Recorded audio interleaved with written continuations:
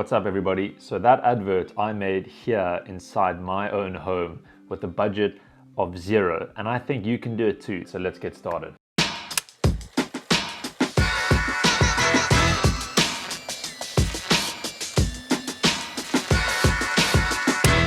So obviously to start this off, you're gonna need a product. Now, if you follow my socials, and if you don't, they're all linked down below, you'll know that I've been doing this pick an object challenge, and I've done one with cologne bottle, I've done one with a toy car, I've done one with my coffee machine in my house.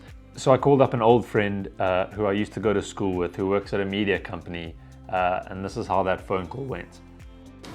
Hey, what's up? Yo, Sav, how you going?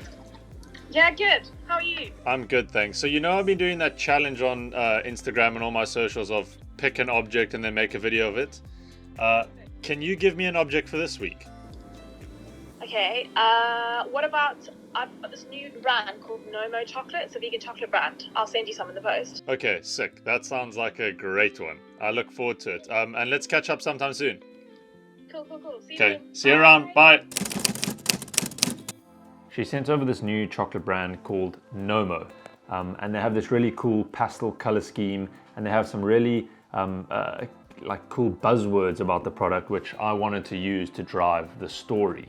And those buzzwords specifically: egg-free, nut-free, gluten-free, and dairy-free. So once we have a story figured out, what we're actually going to tell, you need to figure out what you're going to actually do with your product. Now in my case, I had this elegant idea of the chocolate opening up, my girlfriend eating it all sexily, and then it flying through the air and then sliding back to the... I had this whole plan in my head, which obviously wasn't going to work on your first ever try of doing this. So I decided to keep it super simple and just start with the actual bars themselves. Now I got sent multiple different flavor bars, and I wanted to make it seem as if it was swiveling through the air and growing, as if it kind of had been thrown in slow motion. And whilst that was happening, the words, those buzzwords we spoke about, would pop up in the background. Now, how do you do that? So the way I did it, and I'm sure there's other ways to do it, is you need to film the product rotating in space against a green screen. So I set up a green screen, and now I needed some way to rotate the product. Now, the way that I did it is I got some skewers, put skewers through the chocolate bars, wrapped the skewers up in some gaff tape, particularly this chroma green gaff tape, because that's the kind of gaff tape that you can key out later.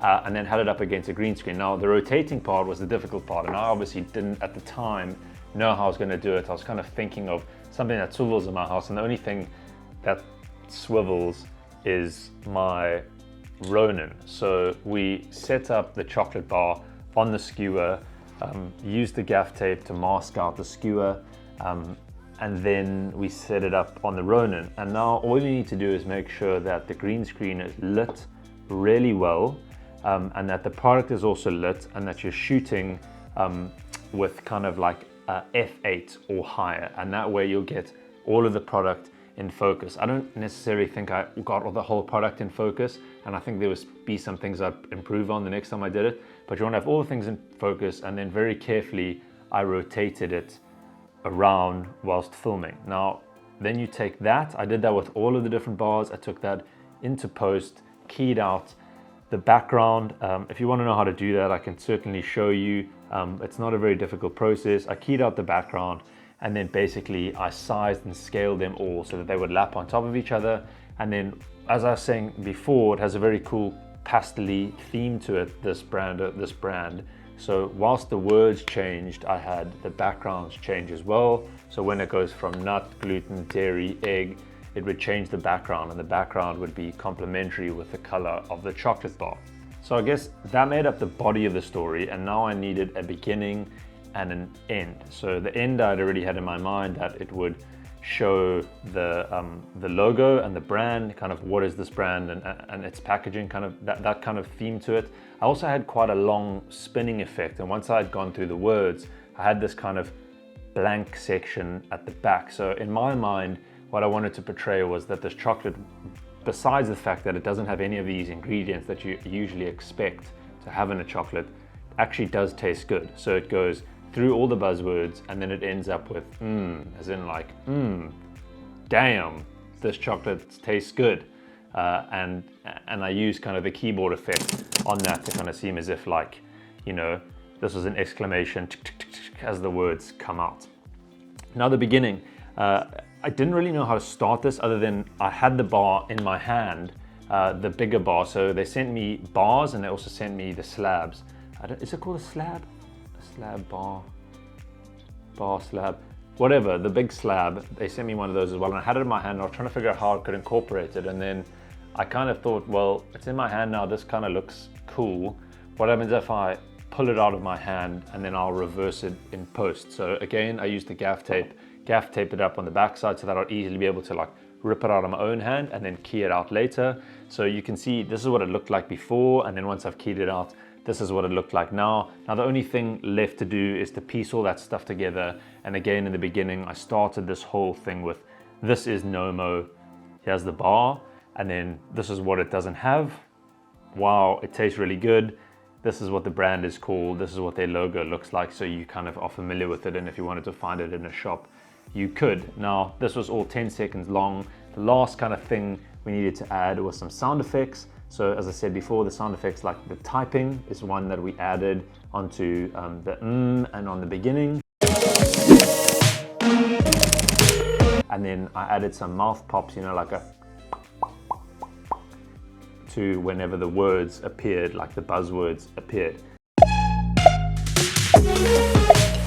And then other than that, that's pretty much all I added. I added some cheerful kind of upbeat background music, and that made up the advert. So I exported this for the client in 4x5, in 16x9, and by 9x16, and that made up, that is it. That's how I made an advert in my own living room, right here. In fact, the green screen was right behind me.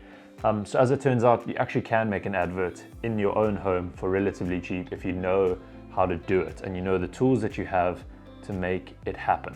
I started by practicing on things in my household doing this challenge, and I will continue to do so, but this has definitely opened up the door for me to work with other brands, and I most certainly will continue to do so. And I want to take you guys along for the ride. I wasn't really prepared for this one in terms of kind of behind the scenes-y type stuff, but I think the next one that I do, I most definitely will start filming what goes on behind the scenes, because I think it's enjoyable, both from a kind of what can I do better, and also because I think sharing it helps me learn. This process, talking about it, helps me think about the things that I could have done better. Anyway, that's it. I know I'm rambling, but again, I appreciate you guys for stopping by. It means a hell of a lot, and I hope you guys have a fantastic day. Stay safe out there. The world's a wild place right now. But yeah, lots of love from me, and I'll see you guys around. Bye-bye.